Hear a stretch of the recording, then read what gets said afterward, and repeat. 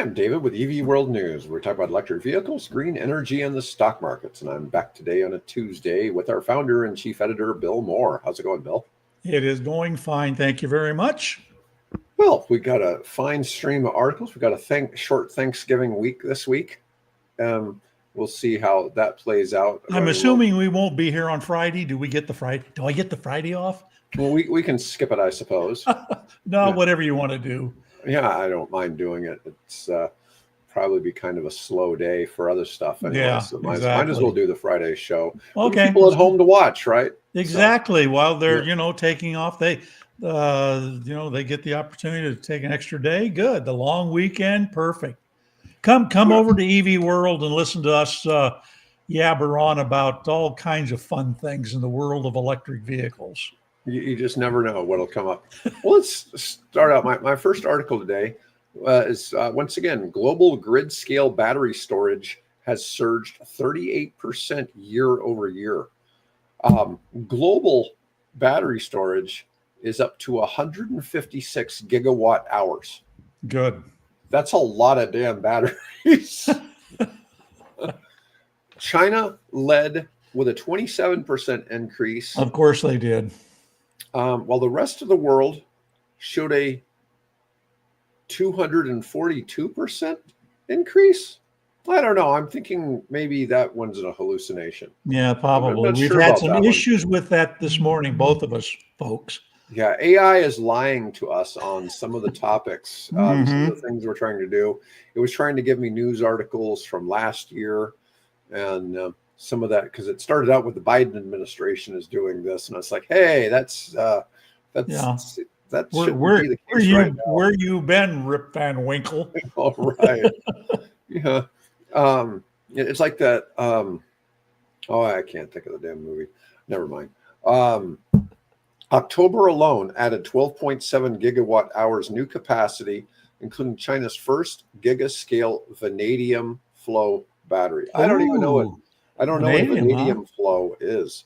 Oh, you want me to sort of simply explain from what I know? Okay, a vanadium flow. In a normal battery, what do you have? A cathode and an anode, and the electrons, move back and forth across depending on state of charge. Well, in effect, a vanadium battery does something similar, except instead of having solid pieces of, graphite, and, aluminum or copper or whatever to move back and forth into, they use electrolytic fluids. So they just simply move, the electrons move from one fluid to the other fluid. And what that means is you can have gigantic, big ass batteries as big as buildings, right? Because you're just talking about a fluid moving from one to the other. And that's essentially my understanding. And of course, any watchers and people out there who know better, feel free to comment below, because I'm just I'm a layman when these things are talking about. But it's a promising battery tech. Yeah, well, gigawatt scale is that's a pretty big adoption. Yep. Anyways, over 153 gigawatt hours still slated for commissioning in 2025. So in the next 5 weeks, though delays and cancellations are expected. 153 gigawatts would represent almost doubling what the world has now, which makes me wonder if somehow it gave me an article that was, it says November 24th of 25. Okay, recent. Yeah. Today's the 25th. It is, yesterday. That seemed like an awful lot of a increase. Okay, so it says the rest of the world experienced a staggering 242% jump in deployments, highlighting a rapid acceleration. Oh, okay. So rest of the world, so 27% was China saw a 27% increase, Europe and North America 21%. Okay. The rest of the world, right, 242% jump. Right. So that's like going from one big battery box, and adding a second battery box, right? That's a 100%. Yeah. So, that we're talking Australia, Africa, South America, Yeah. Places like that, because it already included Europe and North America and China and that. So those are obviously the big markets, but still. The U.S. had 2.3 gigawatts get installed in September of battery storage. Oh, no, in October. My bad. Okay. That was less than September, but still. Yeah, so that was something. Let's see here. Oh, we've talked about China's BYD dominating the global EV market. Let's see. BYD was 19% of all global plug-in vehicle sales in the first 9 months of the year. Oh, we have a hello from Asgard. So somebody is on another dimension. Okay. Yeah. Let's see. New EVs starting from BYD starting in under $24,000 in Australia. So that's getting cheap over there. Yep. Let's see. BYD is a major competitive threat to Western automakers, especially Tesla. Well, it's funny because BYD says their target is overtaking Toyota, which isn't necessarily a Western automaker, right? But, I guess it depends on how you look at Toyota, right? Yeah, exactly. I mean, they are the big 800-pound gorilla in car sales worldwide. Let's see. So here was kind of a surprising one. Lucid has been named the best luxury EV brand for 2025, ahead of Tesla, BMW, and Rivian. Doesn't surprise me. This was from U.S. News and World Report. And fairly reputable source. They awarded the new Lucid Gravity SUV a perfect 10 out of 10 score. Wow. Good for them. Yeah, good for Lucid. And this have you found one yet to buy? No. But you never know. Yeah. I've heard weird things about Tesla. I mean, not Tesla, Lucid failures, and that seems I don't know. They don't have the production experience of like Tesla, obviously, that's cranked out millions of cars. Right. So it's still a little, wondering. Lucid is still facing supply chain challenges, including chip shortages and a supplier fire impacting production. Quality leadership doesn't always translate to sales volume or profitability.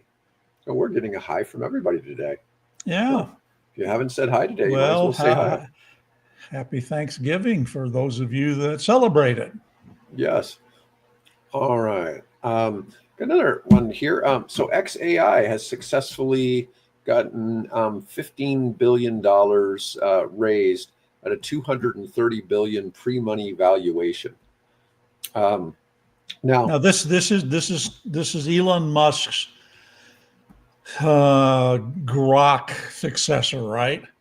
Yes. Well, it is Grok essentially. Right.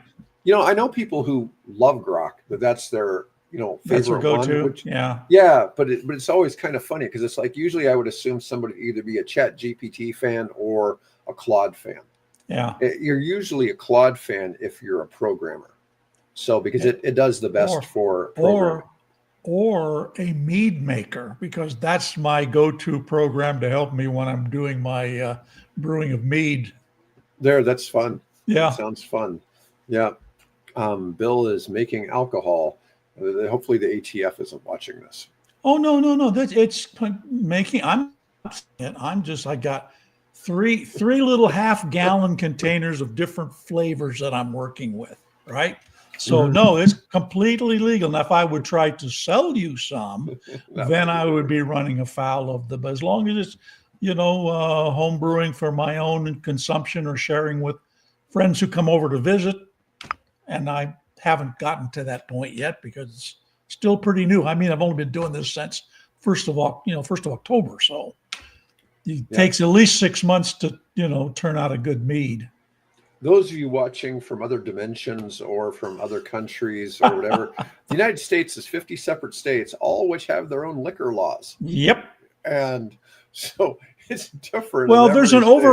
there's an overarching federal, right, Right. that you have to comply with, and then there are individual state regulations, and Nebraska happens to be one of the ones that allows you to do home brewing, and again, as long as I don't try to sell it. So Let's see. Musk claims Tesla will build more AI chips than everyone else combined. Unveils a major hiring drive. AI autonomous driving bets driving Tesla's sky-high valuation despite declining EV sales. I think last look, I think they're about a 1.4 trillion market cap. did he say that they would make more chips than anybody else? He says they're going to build more AI chips. Oh, that's curious. I didn't know they had the ability to do chip fabrication, Yeah. unless they're taking microprocessor bits and things and then soldering them into a single board or whatever they need. I guess that's possible. Yeah. I'm not seeing where that piece, because I'm reviewing the articles that were looked at where XAI would use a large portion of the money for funding graphics processing units responsible for powering large language models, but that would be NVIDIA. That'd be NVIDIA, yeah. Speaking of which, they are down 3%, well, almost 4% today. Are they? Yep. They just scrolled by. Okay. Well, you just never know from day to day, do you? Microsoft up. New scales down to $18, down 5% today. Nano's probably down. Yep, Nano's down 2%. Cameco is up. So Cameco's a little different in that Cameco actually has reactors because they have grid scale reactors. Okay, all right. And we don't have all the companies we usually do. Tesla's up 0.5%. We see, last week Tesla was at 398, so they're back to 420. Yeah, basically. You just never know from day to day where some of these are going to go. Ford is doing all right. Let's see where NVIDIA is. NVIDIA confuses me because they did a split a while back, and so their price is a lot different than when I used to follow them. Okay. But look at AMD, a 6% drop. That's terrible. They're a chip maker, right? AMD. Yeah. Yeah. They're a chip maker. So the NVIDIA and AMD are the two big chip makers. All right, let's talk about the pivotal Aero, an all-electric flying car successfully completes first public test flight. I like the look of this because it really looks like they're trying to go for a World War II design. Yeah, they put a stars and stripe on the side of the thing. Yeah. Yeah, I like that. I think I would have put the P-40 tiger shark. Tiger jaw, tiger mouth on the front it. There. Yeah, why not? Well, you know what? Somebody will do that. Trust me. Somebody will come up with that. It's fully enclosed for driving in Nebraska. Right. Yeah. So it's classified as an ultralight, so you don't actually have to have a pilot's license. Yeah, that's a little. I saw that. So I thought, well, that's a little strange. So I wondered if a 14-year-old can fly this then. Well, if they classify it as a quadricycle in Europe, I suppose. I don't know. The rule. This is changing so rapidly. That it's taking, the FAA is still trying to hammer out rules that govern these things. And apparently at this point, they decide, well, it's not an airplane. It's not a helicopter. Let's make it an ultralight, so. Yeah, now this is a single passenger eVTOL. It's priced at $190,000. So it's targeting private owners rather than air taxi fleets.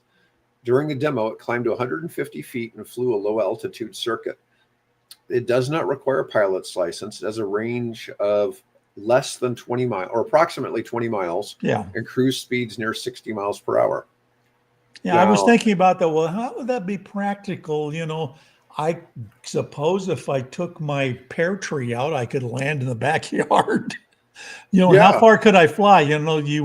Obviously you want to have a radius. I think it's a radius of 10 miles, right? So you can go Hmm. somewhere and come back without having to land somewhere where there's power available. So where would I fly this thing? Well, I could go from here to, downtown Omaha, or from here, up to, maybe the West Elkhorn Metro campus or whatever. I don't know what other than this being it'd be a fun thing to have, right? I don't know how practical it is for one's personal transportation, but if you've got lots of Will it fit money, in a parking spot? That that's what I'm well, wondering. it probably two parking spots. It looks like it's wide enough. Yeah. Yeah. And could you fly it somewhere and just sit it in a parking lot?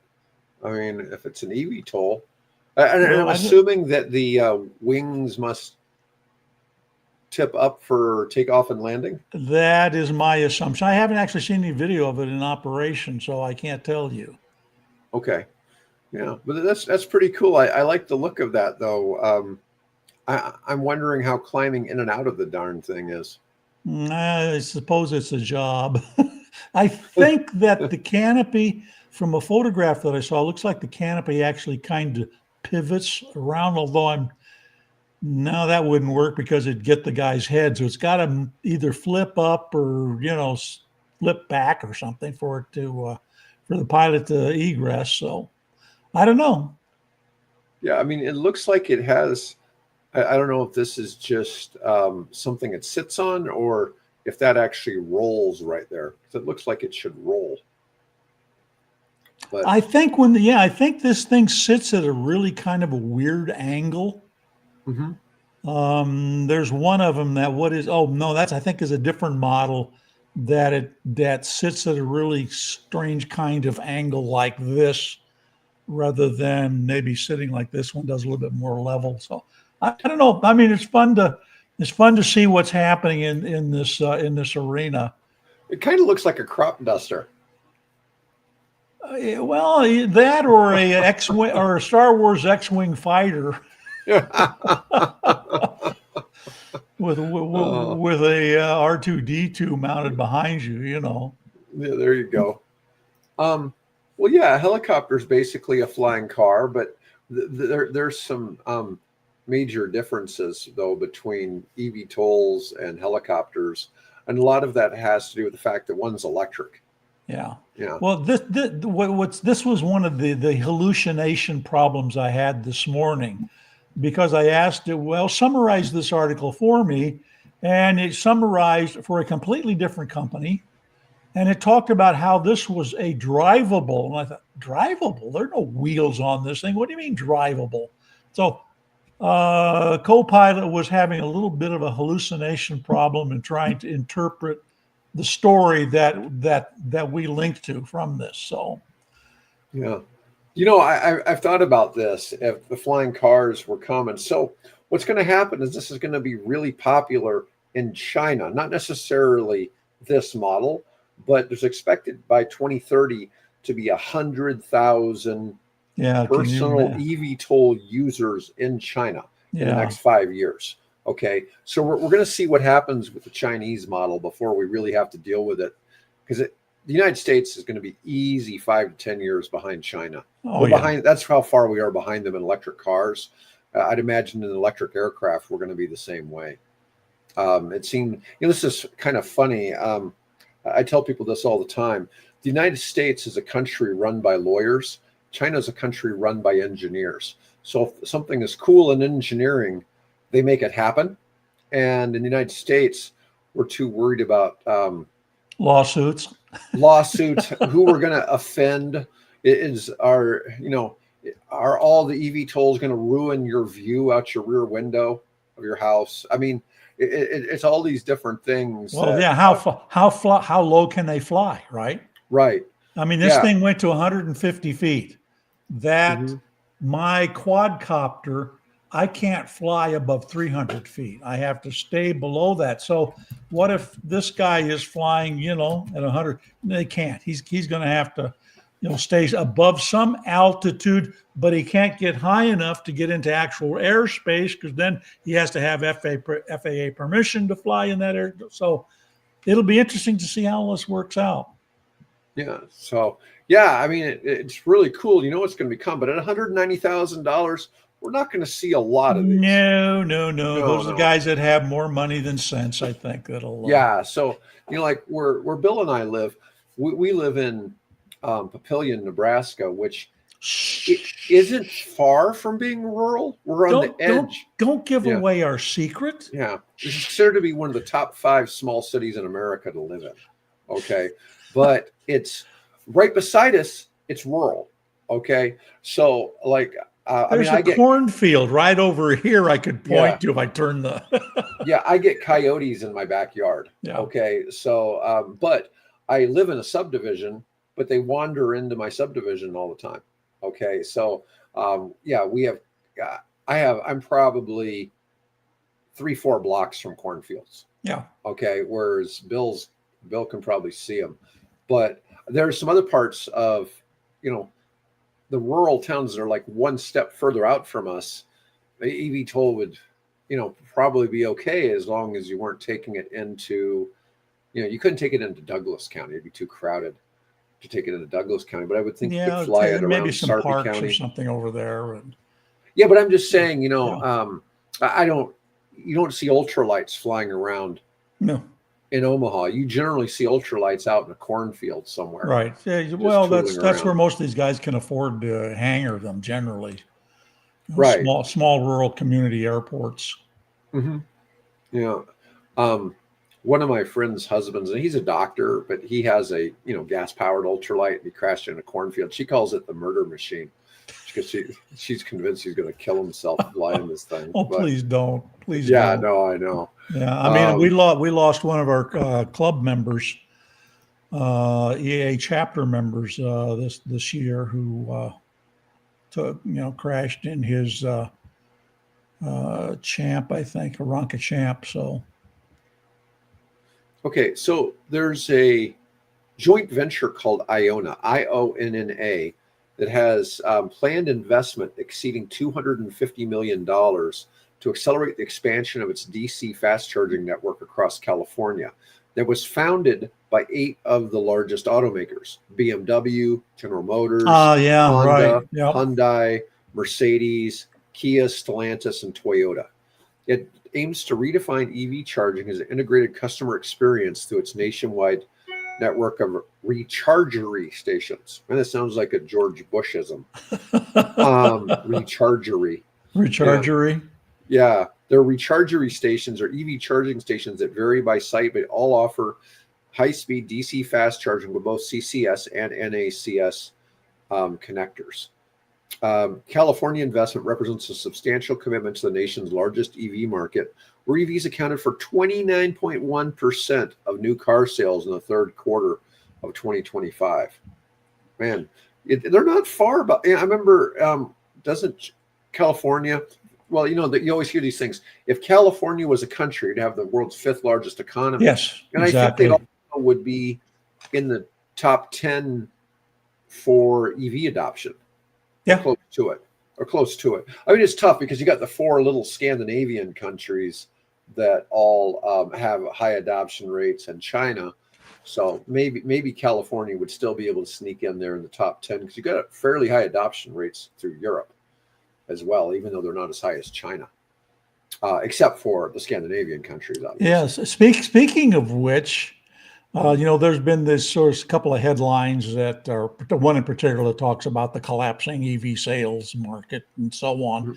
And I thought it was interesting because do you know the best-selling? Well, I can't say generally, but one of the best-selling electric vehicles in Europe is right now? BYD? Nope. Ford. The Ford Puma Gen E, it's called. Okay, so the car. A Ford electric vehicle called the Puma Gen E. It's on the lead page, front page. So Oh, and it's an SUV. Yeah, yeah, I guess I think it's more like a crossover type. Hmm. But Yeah, I mean it's not bad looking. I mean, to me it no, looks. it's not. They gave it a 225 is a facelift, so it's a new facelift. And it's got a pretty surprising range. I think the range they give range in city and range, and so the range on the highway is something like 400 and plus kilometers, and in the city it's like 500 kilometers, something like that. Yeah, it's a good looking car. Can you drop a link for your site in the comments? I mean, it is just evworld.com. Yeah, it's pretty And easy, just dvworld.com. It's right there in the headline below us, see, yeah. evworld.com. Oh, yeah, it's right underneath our pictures. Yeah, but thanks, Bobby. It's Yeah. been that since 1997. So, Or you mean the specific link? Yeah. But oh, there you go. Thank you. yeah, yeah. The yeah, I hadn't seen the article about the Puma. That oh, there we go. Okay, there it is. I found it. Okay.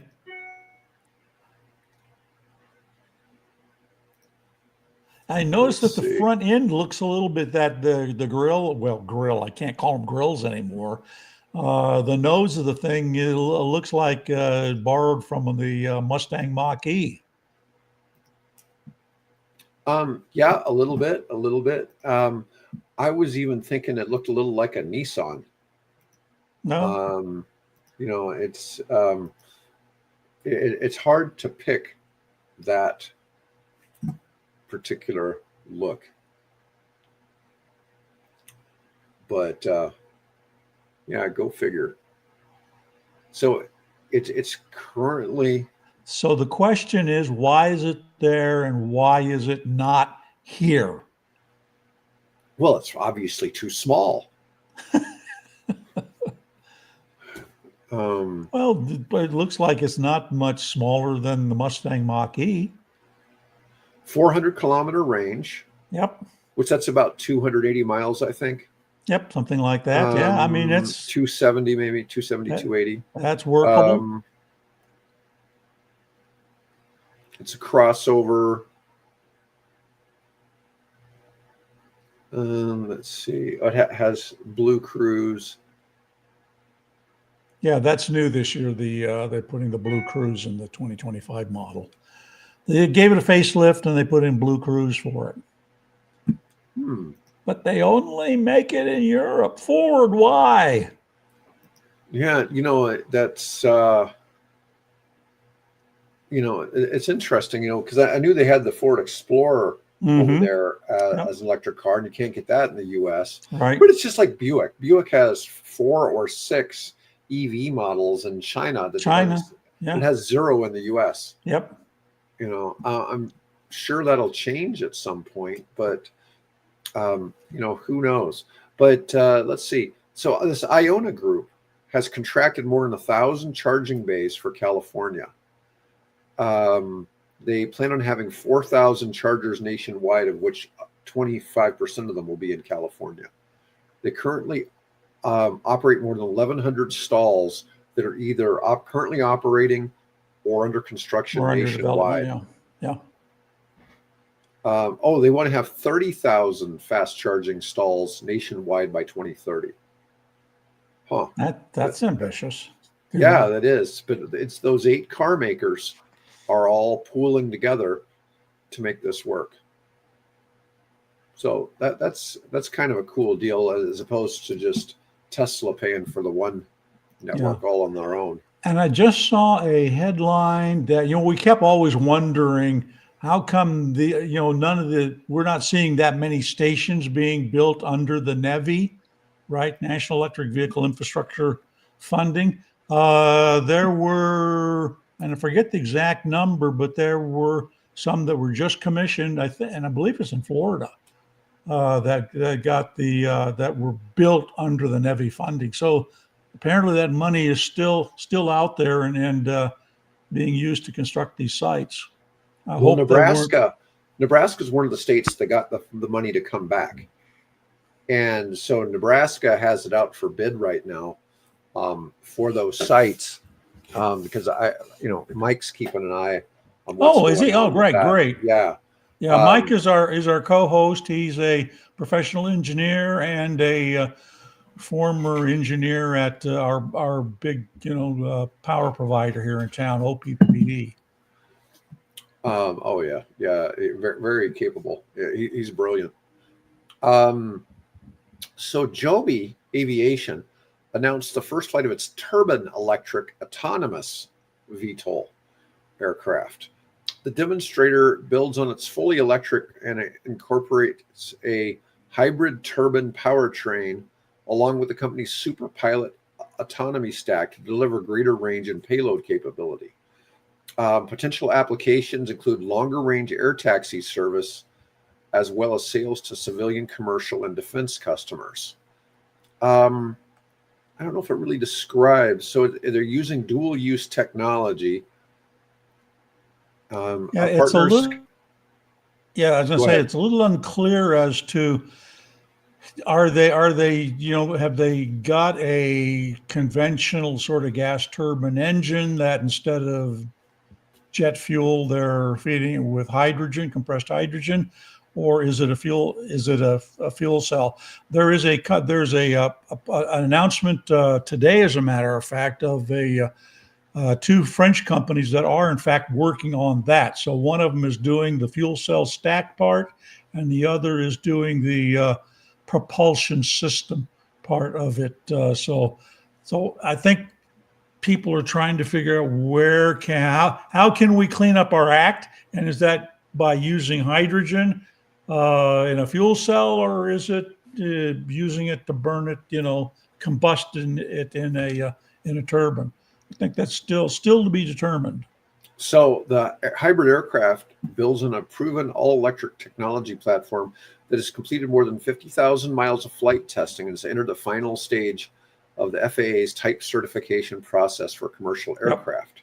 Joby's Super Pilot autonomous tech stack has been in development for more than 5 years. And in July, the company successfully participated in RE4PAC, a landmark Department of War exercise over the Pacific Ocean.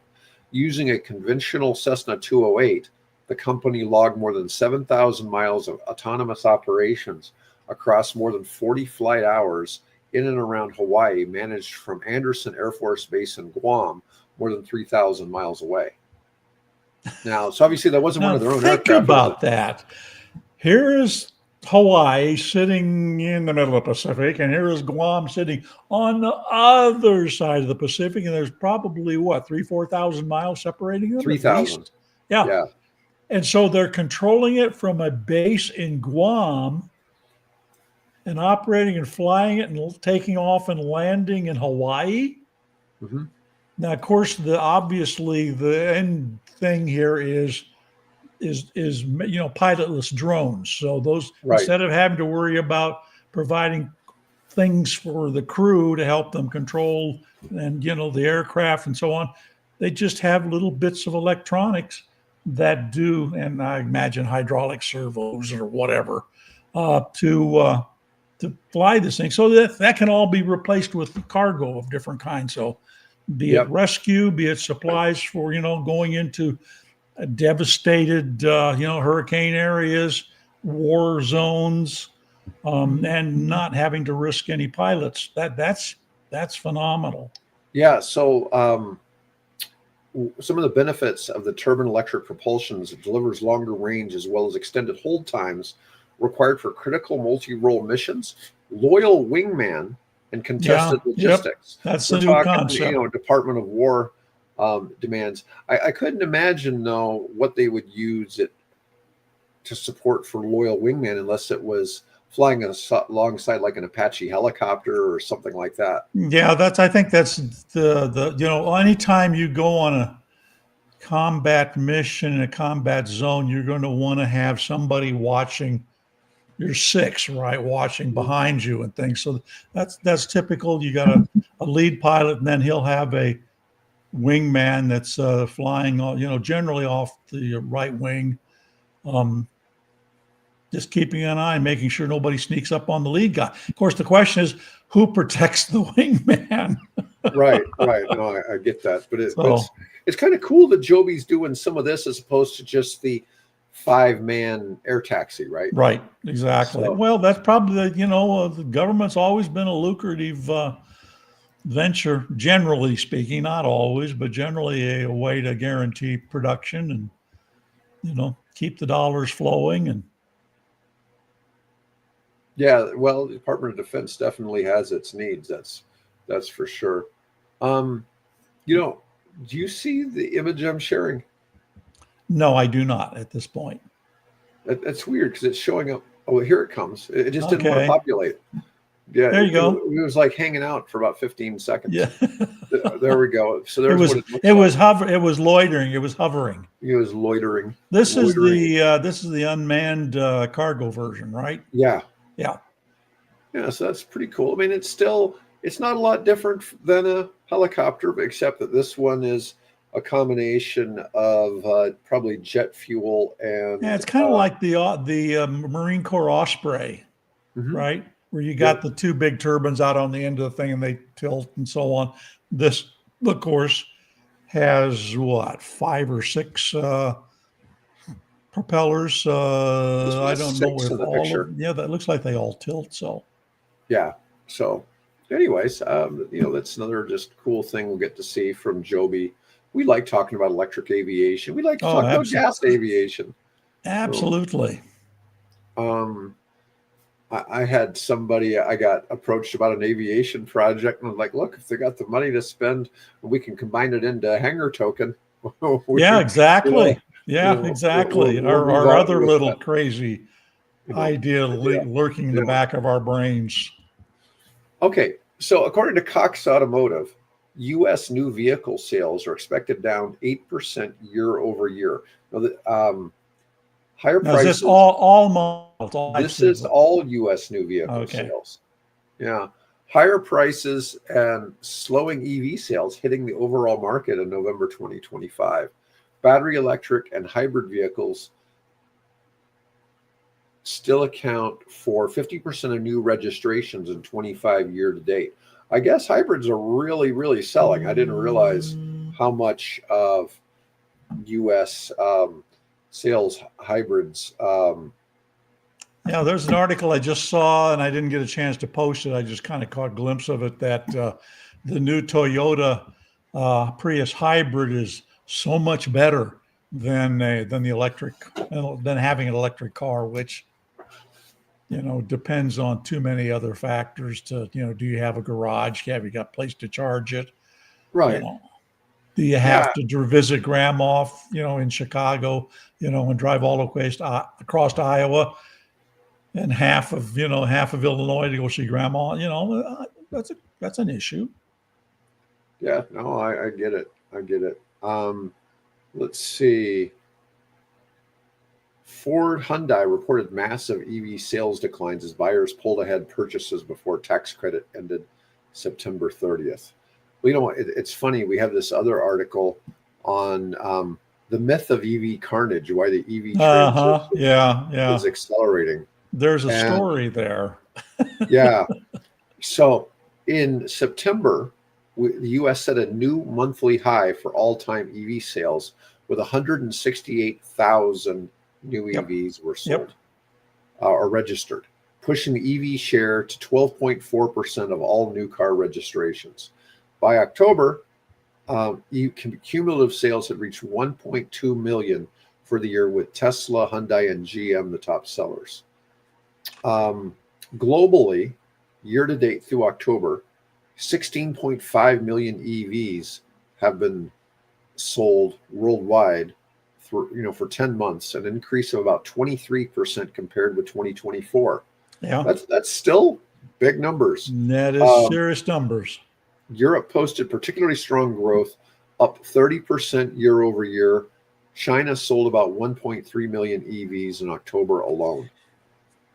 I mean, that's staggering how It's many staggering. EVs sell. And when I started EV World, there were probably between all of the manufacturers, maybe 5,000, electric vehicles. And we're what now globally in 1 year, in 10 months, we're at, what was the number? Let's see. Now, 16.5 million. 16.5 million. Yeah.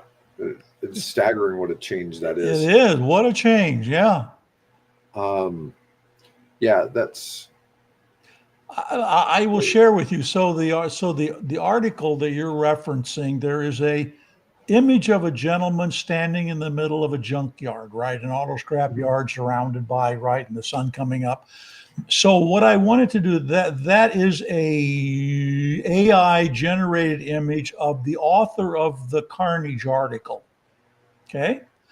And so yeah, right there. So what I did is I asked AI, well, just generate this image for me of this guy, and I named the guy. And it came. They've been apparently tweaking all their algorithms and things. It says we cannot generate an image of a living person. What? And it would not generate that. So what I did was I just simply pasted the image into the the browser for the AI, and I said just generate this image of a junkyard and the sun coming up and a guy standing there in a trench coat. The guy in the original photo, the guy's smiling, and I said, have him scowling, right? And the sun coming up over his shoulder. And that's what it turned out.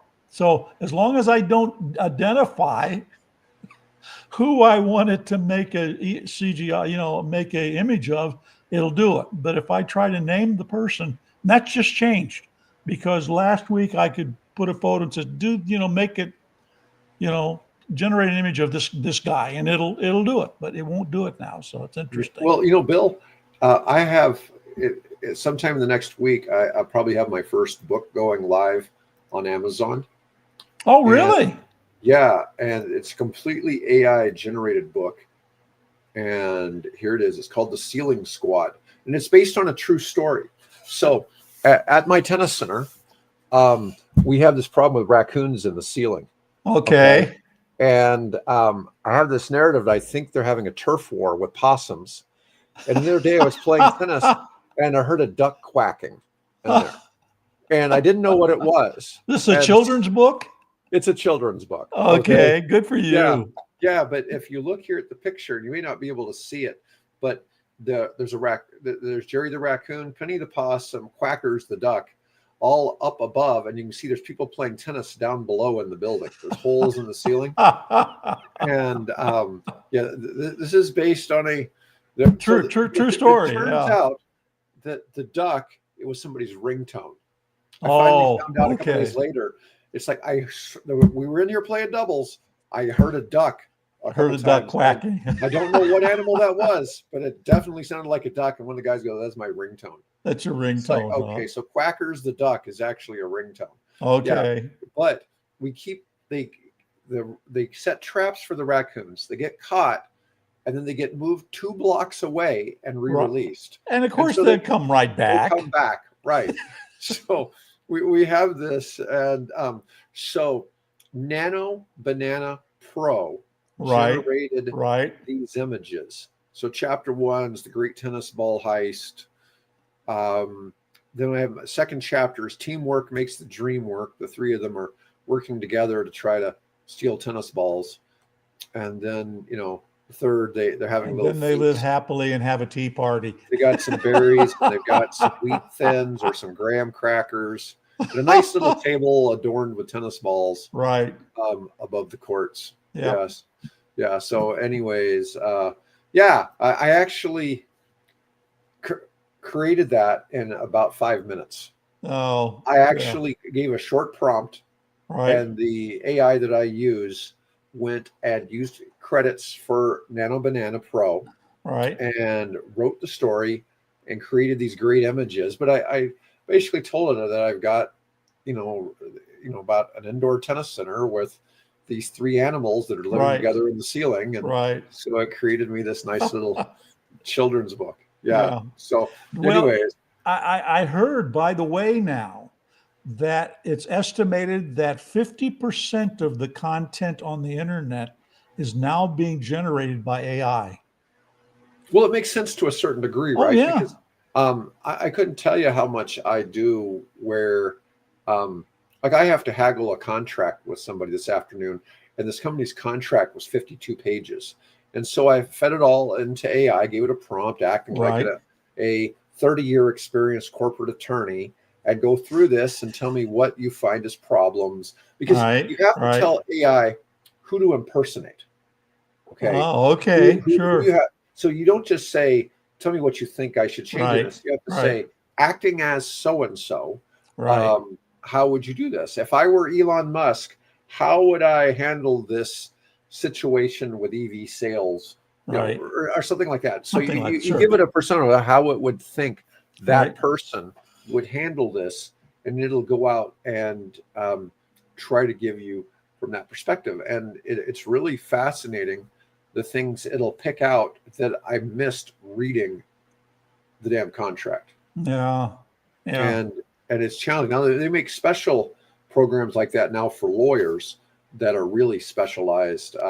Yeah. For But doing somebody had a problem recently with that, oh right? yeah, no, somebody got disbarred.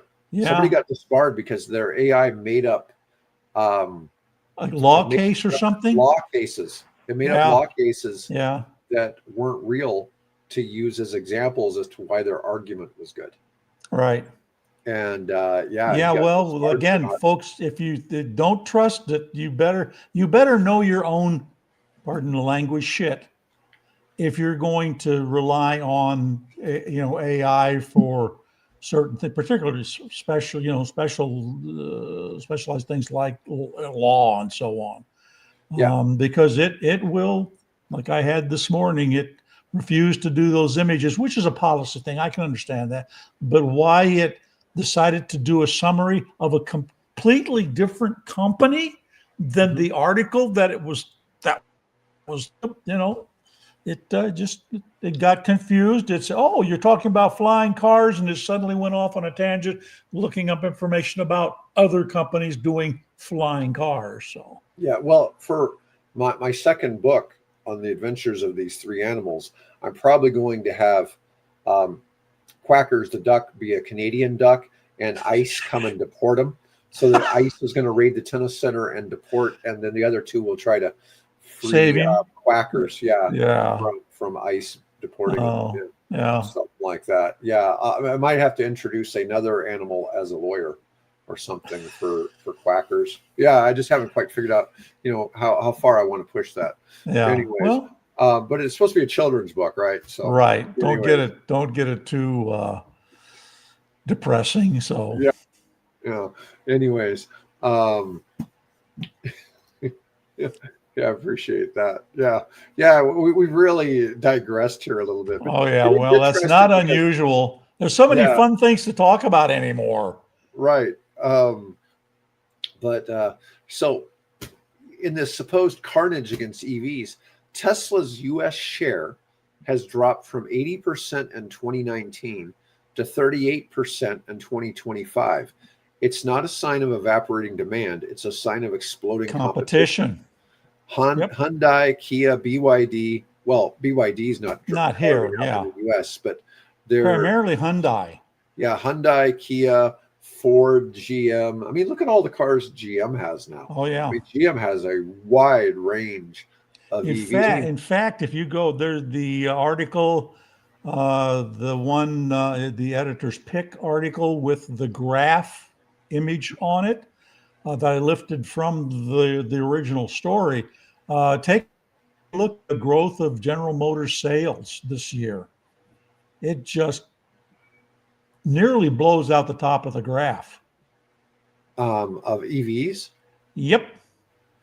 Oh, Yeah, if you go to the reader's pick, and then down about the third story, maybe there's that graph, and then here, if let you me see. click on the either the link to the original story or to the synopsis. Under reader's pick. I see editor's pick. I don't see Well, editor's record pick. EVs. Are you talking about the record EV sales show American Yep. demand? Yep. Okay. There should be an image of a sales chart. Yeah. Let's see here. And that's okay. It doesn't specifically say GM, but let's see Oh, what I we thought got it here. did, or maybe I got well. If you go over to the original, maybe I pulled the wrong one there. But if you go over to the original article, the source, it'll show you General Motors. Yeah, here's various years 2019, 2020, 2018 went down. Well, it went 2018 was above 2019 and 2020. 21 big jump, 22 big jump, 23, 24, 25. EV sales new records every month. Oh, almost new records every month in 2025. Yep. Now, of course, they're flatlining or going down. Yeah, it'll be interesting to see. Last- Let's revisit this in 3 months and see where that is. Oh, here we go. Here's the There it is. There's the one I'm thinking of. for Yeah. all automakers. So GM is almost to 70,000. It's up there Yep. like about 67,000 Yep. EVs. Tesla's left out of this, but quarterly EV sales excluding Tesla. Yeah, I always love the ones that exclude Tesla because Tesla'd be way the hell up here. Yeah, Right. exactly. You know, it would make them all look. But silly. it's the progress that I'm seeing. You know, they're just wow, going ballistic. Man, look at that Stellantis in there between above Ford. How did Stellantis jump above Ford? Because they're introducing the Jeep Wagoneer S. I've seen several of those now. Yeah, I now know they've that. introduced the Recon, which is an all-electric version of the Wrangler. So they're starting to get into the business. Yeah, I'm sure it's not the all-electric Challenger. But, oh no, that's not been a real success. No, but that's a pretty big deal. Honda, BMW down here, Toyota way the hell near the bottom. Yep. Well, what do they have? I mean, they still keep sticking with the Prius. And I guess somebody's got to do it, and they've done a damn good job with that car. So I mean, if you got a winning strategy, stay with it until the rest of the world catches up with the rest of the world. All right, so this is GM annual EV sales just for GM, 12 models. 9. They had dropped to 3 at one point. They had 5 in 2017. You look at this: 2010, 1 model, 3 model, 3, 3, 3, 3, 4. But now they jumped to 9 and 23, 12 and 24. They got even more now. Yep. Hyundai down here with 15 EV models. I know, it's amazing. It is just amazing with how many they've got. Yeah. Wow. Yeah, those are big numbers. Those are really big numbers. Anyways, let me see, Bill. We've rambled on a lot today. Okay, folks. And that's fine. I'm good. I want to go start making some more meat. I've got all I need except the spring water. I got to go buy some spring water, and I'll start another gallon. Nice. All right, folks. Thanks so much for watching. We always appreciate people chatting with us. Yep. Thank you, guys. I think I'm back tomorrow with Mike. I'm not 100%. Okay. Yeah, I'm not 100% at this point. But well, if you're off on Friday, expect to see us. We'll be here. Yeah. But he's the producer. He'll make the decision. Yeah. Bill I'm just the sidekick. All right, guys. Everybody have a great day. All right.